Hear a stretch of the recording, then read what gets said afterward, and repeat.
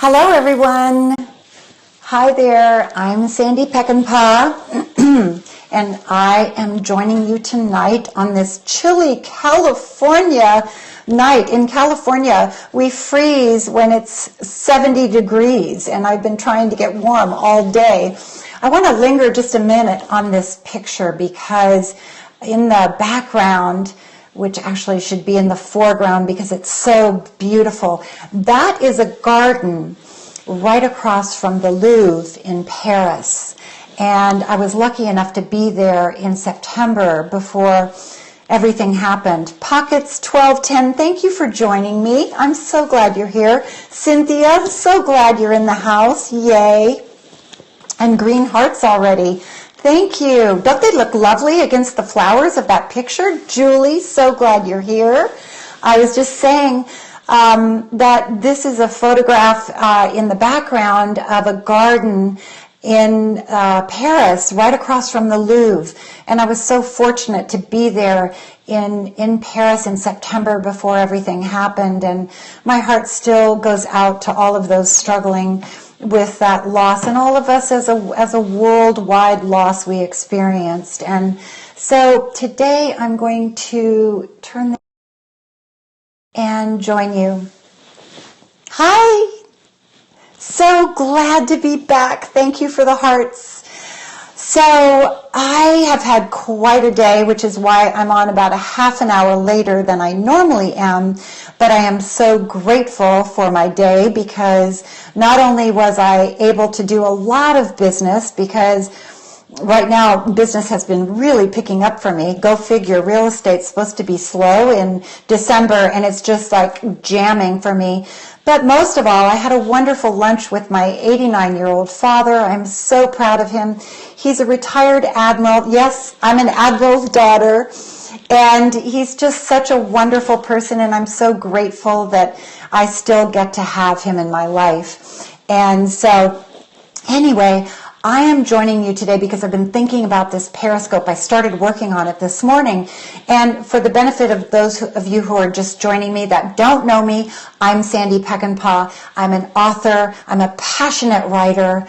I love what I do. I've written 4 published books and several ebooks. And I also help women sort of redesign the next act of their life because so many of us experience difficult times and transition and changes in our lives, you know, especially in our 40s and 50s. We go, wow, what now? Oh, stars of the table. Do you know who that is? That's my handsome, wonderful, wonderful husband. Hello, husband. Liberty, thank you for coming on. I loved chatting with you briefly just before I came on the air. And so anyway, I was sharing my day, and I am so grateful that my father is still in my life. And at 89 years old, he's just still so vibrant and so wonderful, and I'm grateful to have him. Yes, oh, sending you love too, sweetheart. So I am talking today about defining moments, what personal life experiences have defined you and how you reframe them.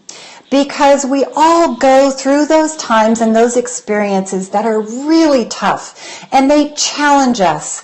But what they are, we say they're tough times.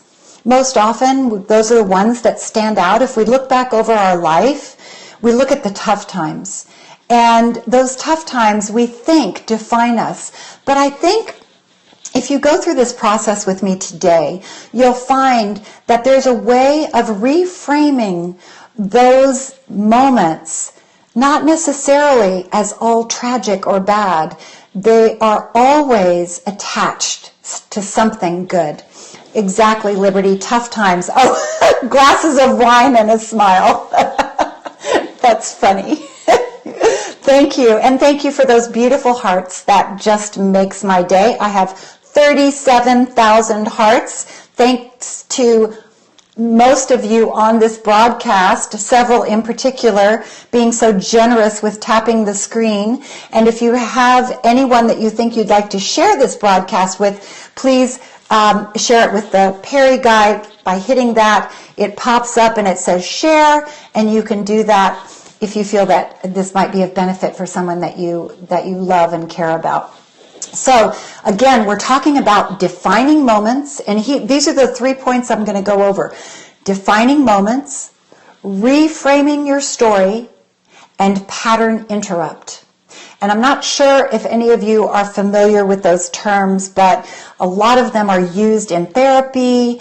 And I know I was certified 2 years ago as a grief recovery counselor, and those are things, the tools and techniques that we use, but they're also really good overall techniques for every part of our life, because we all have moments, even in our daily life, of frustrations and difficult times. And so what I want you to look at is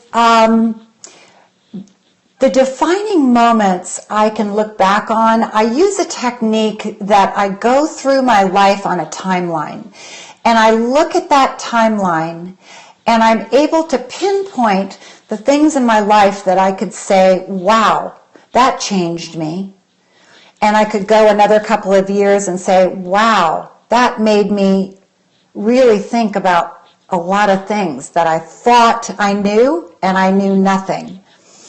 And then there's the stuff that you don't expect. And a couple of periscopes ago, I talked about being prepared for the unexpected, making room for the unexpected, and being ready to understand how the unexpected can transform our lives. And maybe the unexpected is something negative, but you know what? There's always something positive attached to it.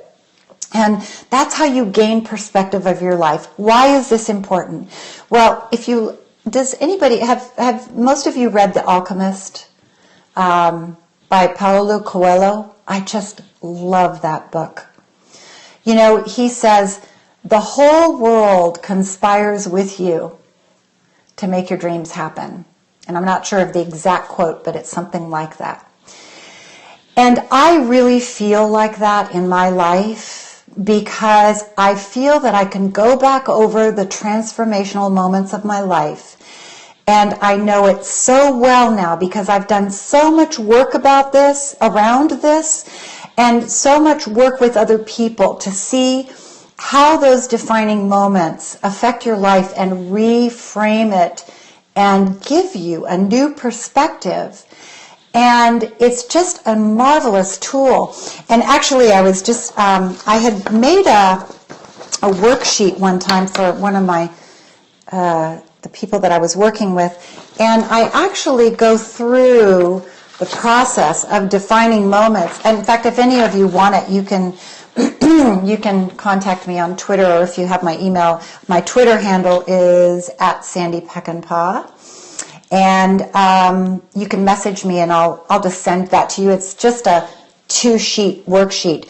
Liberty says, my whole life has been one big defining moment. I imagine you feel that way. Well, actually, it has been for you.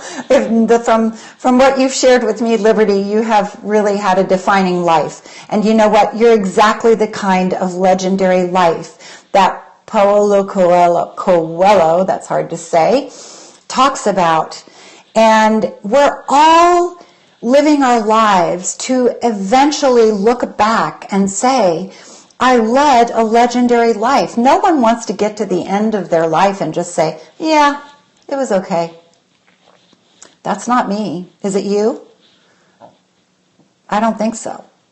I think we want to get to the end of our life, or even 1 year from now, or 2 years from now, or even tomorrow, and feel like we made a difference in someone's life. And that comes from really knowing who you are and the effect that you have on people. Who are you? Think about that for a moment.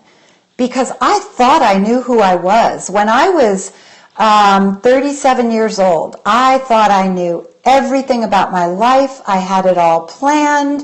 I thought I had a fairy tale life. Everything was great. And nothing bad could ever happen to me because I was a good girl. That's what I thought. Maybe others of you had that same feeling. I don't know.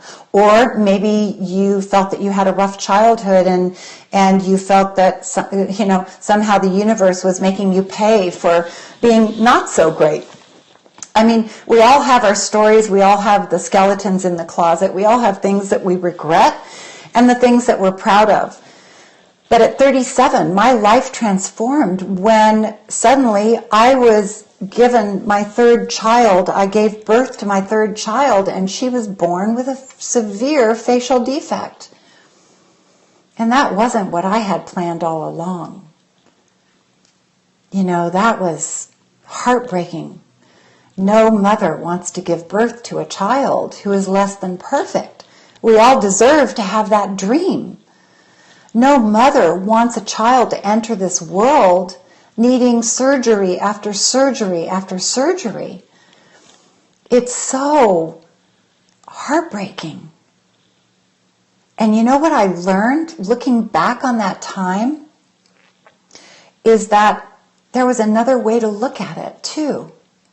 And then 5 years later, and I know many of you on the broadcast know my story, so for the benefit of those of you who are just joining me, I am repeating my story, and God bless you for putting up with this, my regulars, and thank you for being here, and those beautiful yellow hearts, thank you, thank you. 5 years after I thought I had it all together again, my daughter had had her first couple of surgeries. She was looking better and really cute, and I had gotten her into school, and I'd written a book that I thought could save her and help her be introduced into the world. And then suddenly, I had my fourth child, believe it or not, my fourth child. I had it 42 years old, and a year later, my precious, precious oldest child came home with a fever and was dead the next morning of bacterial meningitis. Now, nothing prepares you for that. Nothing. And again, that's on my list of defining moments on my worksheet that I did myself, of something that defined me. And at the time that it happened, I thought no good can come of this. There's not one good thing that I can think about. Not one. And you know what? Tomorrow is another anniversary of his loss. Yes, he died on December 19th. And I thought that forever I would have to feel that loss and be in sorrow.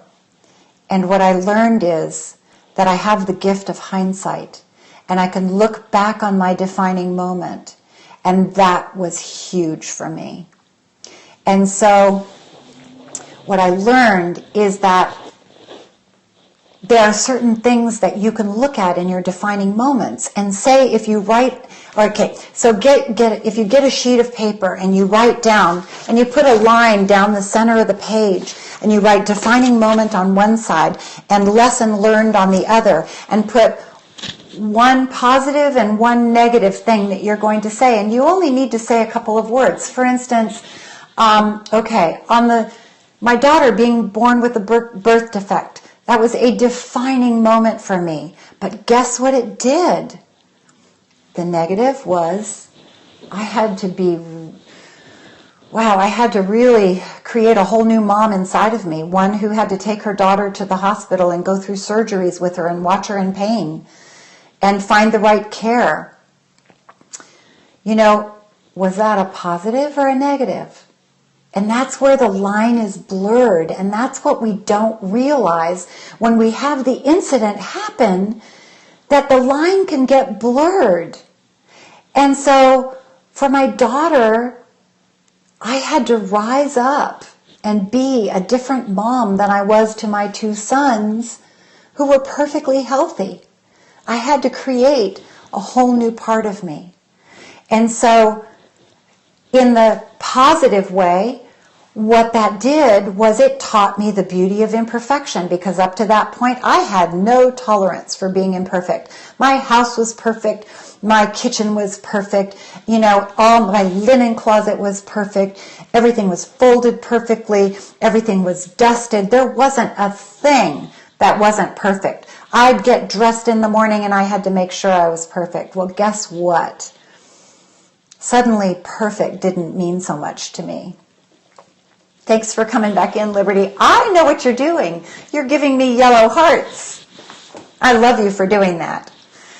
So, anyway, that is what I'm saying, is that when you list your defining moment and you go over to the right side, thank you, Liberty, and you go over to the right side and you say the lesson learned, look on it. Is it a positive or negative? What did you learn from that experience? I learned the beauty of imperfection. I learned how to be a whole new mom. And that was really something. So here's another defining moment for me. And I don't want to necessarily talk about the loss of my son in this defining moment, because, I've shared that so many times. And I think I really want to talk about him tomorrow in my Periscope. I want to save that, because he was with me always.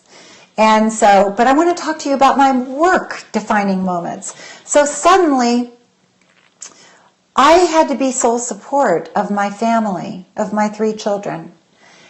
And that was a defining moment for me, when I suddenly realized that I no longer had the income or the lifestyle or the family that I thought I had. With the loss of a child, what often happens is that the 2 people that created that beautiful, beautiful union, that beautiful, beautiful child, when you lose that child, that's the union that struggles the most. Michelle Eaton, thank you for joining me. I'm Sandy Peckinpah, and for your benefit, I'm talking about defining moments and how to transform them and find the reframing of the story that can really benefit your life, so that you can go through the rest of your life creating a life that matters, and take those defining handcuffs off, the ones that say, no, that moment was so tragic to me. Thanks, Michelle. Take those handcuffs of those defining moments that were tragic off, and look at the things. You can reframe them for the gifts that it gave you. And Michelle, I was just sharing how the birth of my daughter with a birth defect made me a better mom, that I had to endure surgeries with her and rise up to her needs for me, to be 100% there for her in order for her to survive her surgeries. And so I look back on that time and I realized that was a tragic, tragic thing, that she was born with a birth defect.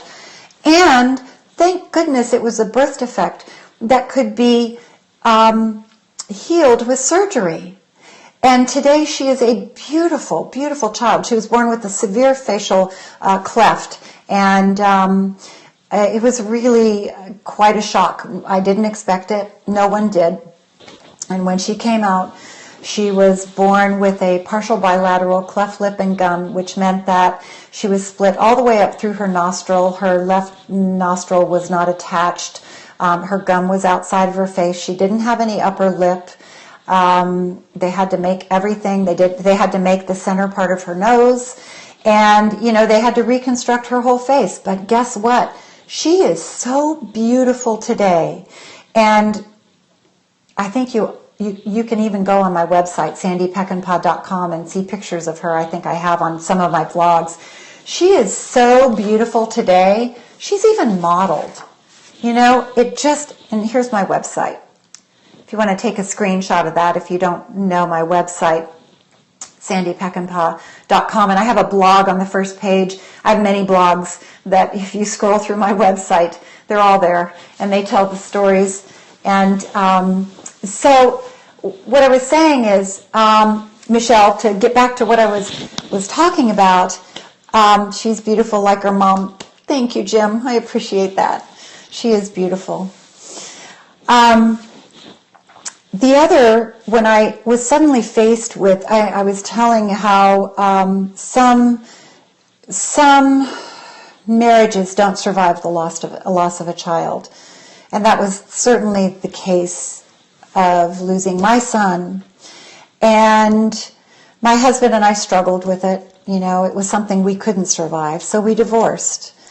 And what happened was his grief was so stressful for him that it was really his undoing.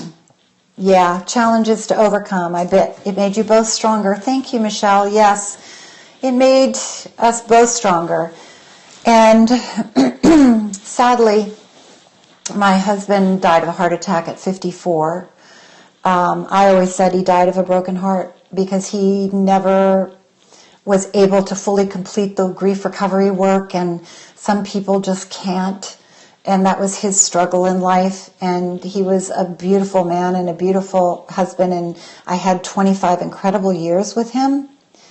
And so I was suddenly thrown into having to support myself and my children, my 3 children. And so I thought, we were in the entertainment business, but I had no visibility on my own because I had written with my husband. And I thought I would move my children out of our beautiful little town of Westlake Village in LA.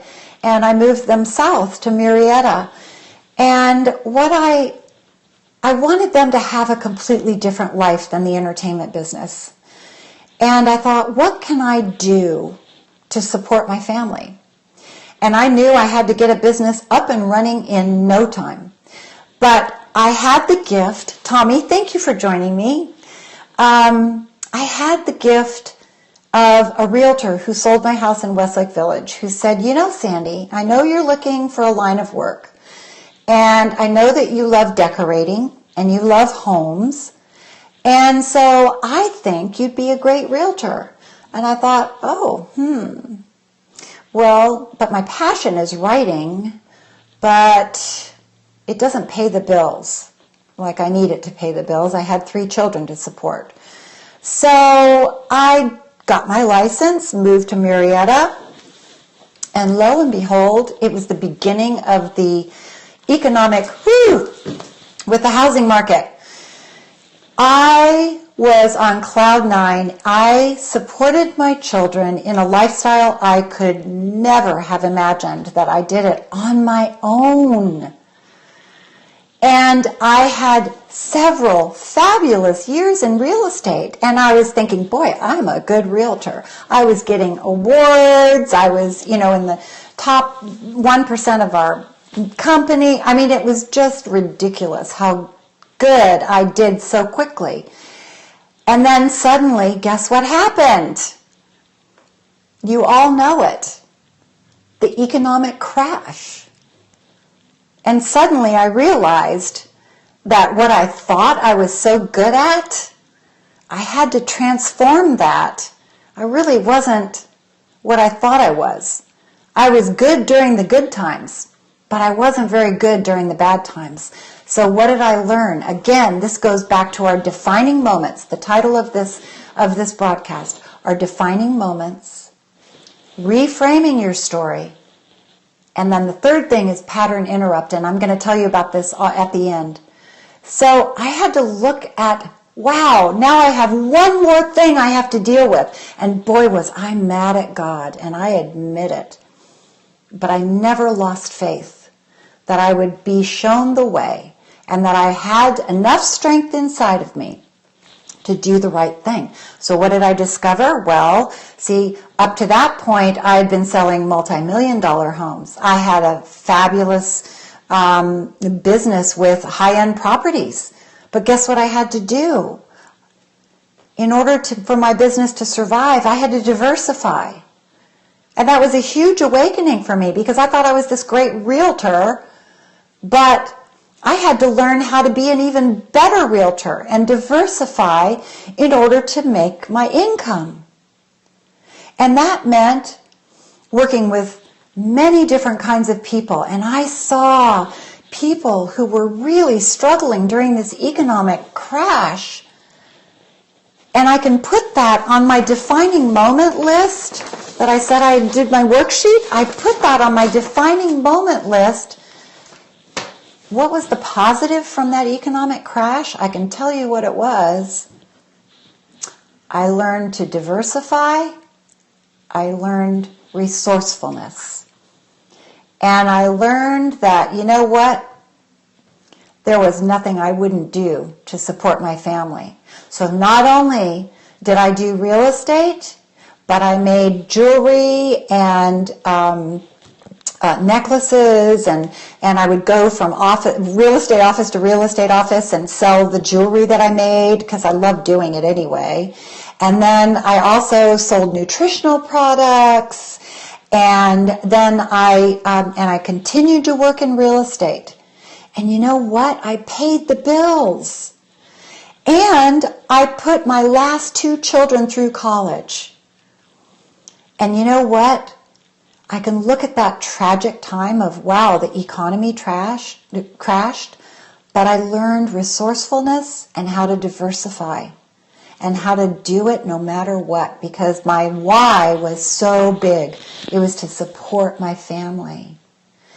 And so I had to stand up and look at that and say, you know what, out of that economic crash, once again, I could reframe it and tell you that I learned a lot.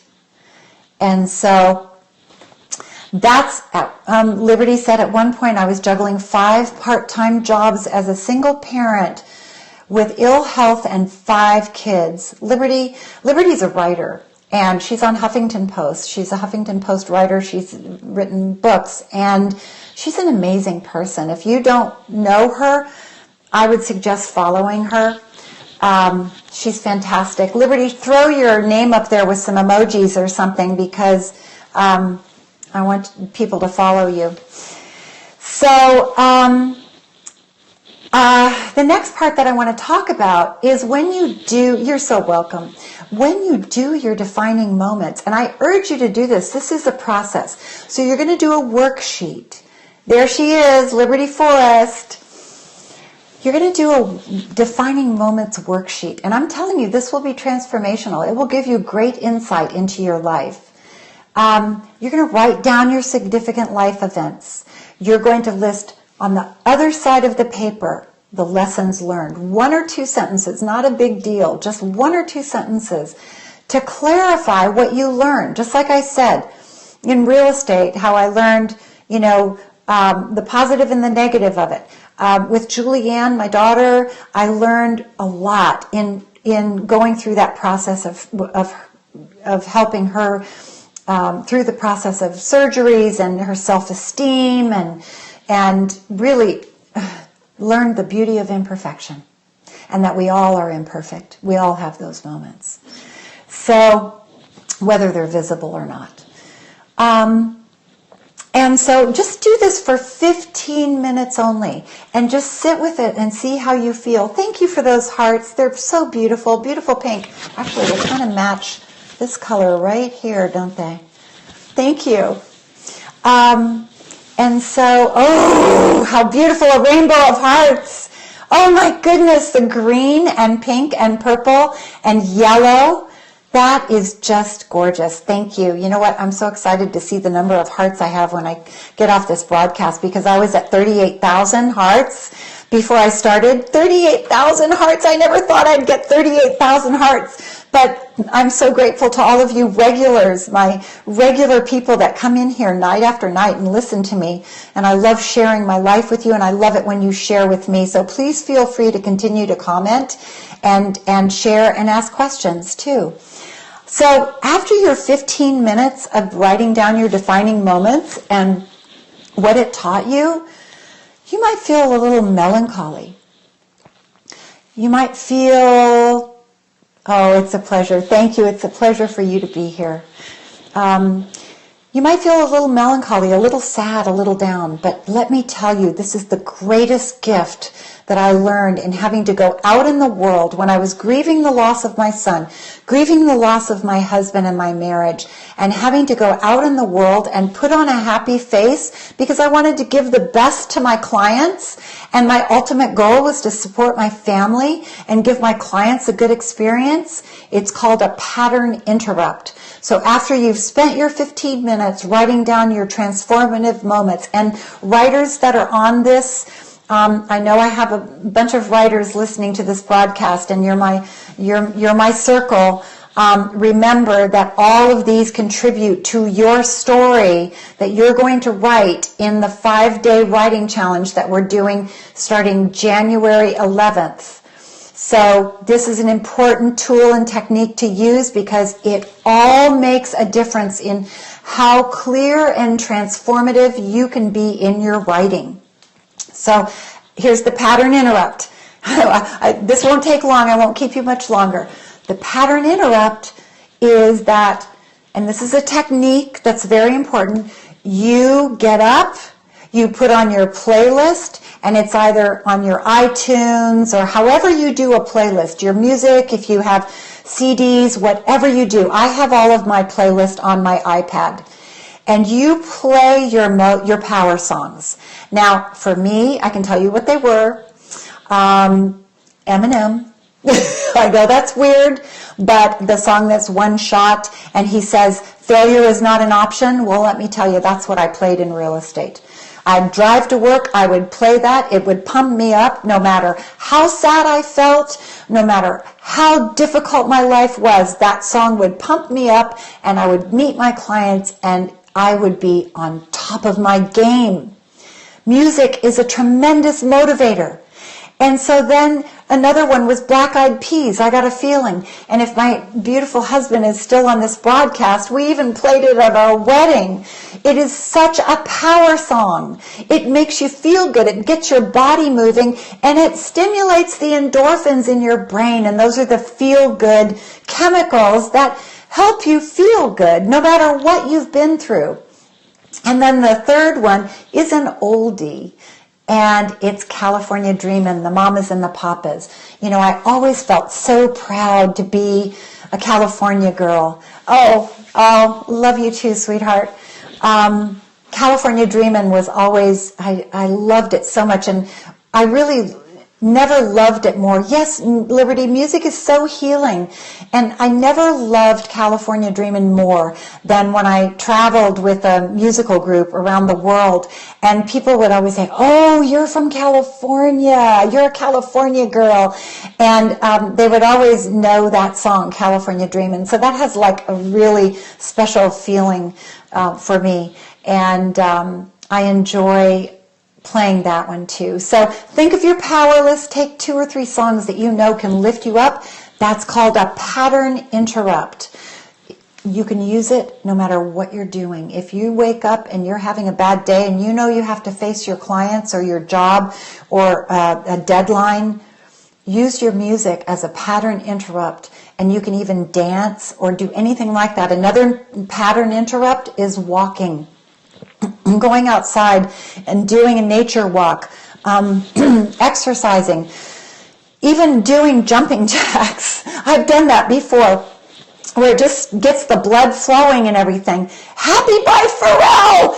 I love Pharrell. I want to be connected to Pharrell in some way. I swear that Pharrell, I am so in love with this man. Honey, if you're still on here, it's not in love. I just love Pharrell. He is such a special soul. And you see how gentle he is with his comments on The Voice, and how he's a poet, even in his language, his descriptions of helping his music people. I mean, he paints words. He paints words. They're so beautiful. Pink's Try, yes, and also Perfect are my power jams. Okay. Oh, I love Pink. She's fabulous. Beautiful spirit. Love him. Yes, he is beautiful. So, you know what? After you've stood up and you've done your pattern interrupt, guess what? You just took control of your emotions. And that is so important for you to learn in life, no matter what you go through, no matter how difficult. There are times when you have to be on your game, even when you feel lousy. And I just gave you a technique that we use as a certified grief recovery counselor to help people maintain a life while they're going through the grief process. You know, all of those things make a difference. So thank you for joining me and these beautiful hearts. Thank you for being here. And remember, January 11th, I'm going to do the 5-day writing challenge. It's absolutely free. I have lots of worksheets for you, lots of tips and techniques. Remember, I'm a professional writer. I wrote with my husband for 25 years. He wrote screenplays and was a producer for television and movies. And I learned so much from his gift of writing and worked with him. Thank you. And I learned so much from him in the tools and techniques of being a writer, even if you don't think you can write. You know what writing is? Writing is chronicling your life. Viva David, that's right. My late husband's name was David, and my beautiful husband now is Jim. I'm so lucky. And so that challenge is going to be filled with writing prompts, and to get you started in writing what you hope to write. I aspire to write. Tommy, that's fantastic. This is just for you, because you know why? Everybody, whenever I say I'm an author and I've written several books, you know what they say? Oh, I wish I could tell my story. I wish I could write a book. Well, you can, because everybody has a story, and every person's story has value and purpose for the world. And I promise you that writing will change your life, because it will give you perspective. And whether you ever do anything with your book or what you write, even if it's blogs or articles, whatever you do, it has value and purpose and gives you perspective on your life. And you are on your way to living your legendary life. I promise. So I will be back tomorrow. Put January 11th on your calendar. And if you want information on when it starts, and so I can send you the worksheets and all that stuff, contact me on Twitter. Message me on Twitter at Sandy Peckinpah, and I'll send you the information, and it'll come from my email. So you've been fabulous. Thank you so much for all the hearts. I just love you so much, and I look forward to this time with you every single day. Yay. Tomorrow is going to be an interesting day for me. And I may or may not talk about it, but I think I will. I think I'll talk about it because tomorrow, as I said, for the benefit of you, those of you who join me midway, tomorrow is the anniversary of the loss of my son. And I wrote this book, How to Survive the Worst That Can Happen. It's a parent's step-by-step guide for healing after the loss of a child. And I believe that no child dies without a legacy and a purpose for those that are left behind. This is my son's legacy right here. And so tomorrow, on the anniversary of his loss, I'm going to talk about that, I think. Okay, I love you so much. Thank you for being here, and I'll be back tomorrow. Bye-bye.